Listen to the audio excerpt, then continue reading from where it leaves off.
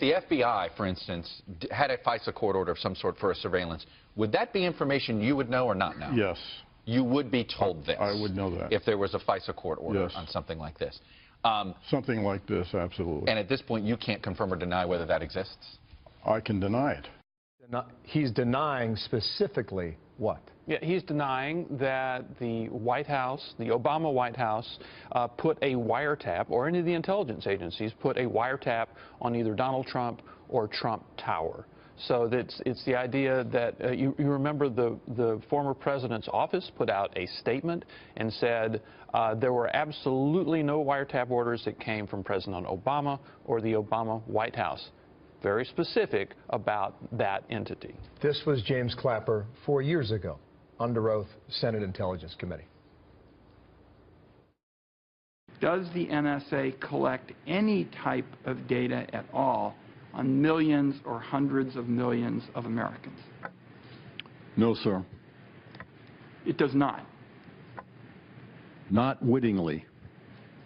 There are cases where they could inadvertently, perhaps, collect, but not wittingly.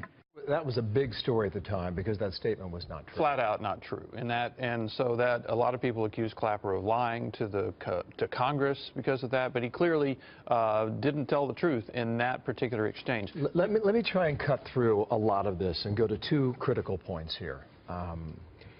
Every time this story had been reported over the weekend, it was reported as President Trump does blah, blah, blah without evidence. Correct.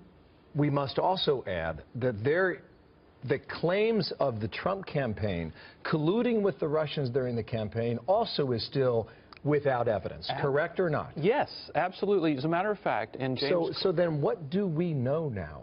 We don't know a lot. In James Clapper's interview yesterday, the one you just played a brief denial of any wiretapping from, he also said he had seen no evidence of collusion, and he was on the job as the head of the intelligence community up to January 20, and that investigation had been going for months at that time. I mentioned you had to read a lot over the weekend, and if you read deep into the story, there is a suggestion based on certain reporting that one of the Trump entities was communicating with a Russian bank. Whether that was on Fifth Avenue or downtown or out of Washington, D.C. or Florida, we do not know. But apparently the story suggests that a computer was communicating with the Russian bank by sending email, and the email was spam. So is it possible, Byron, through all of this, if you go to a FISA court in July, you're like, something's not right here. You're denied that warrant.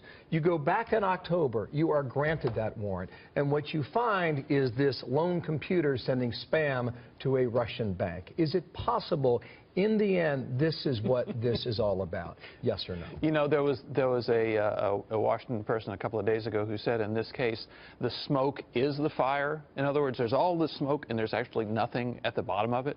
And that could actually be the case because so far, after a lot of investigation and a lot of leaks, we have not seen any evidence about that basic question you and I started with. Did Donald Trump or anybody around him collude with the Russians to influence the election? You don't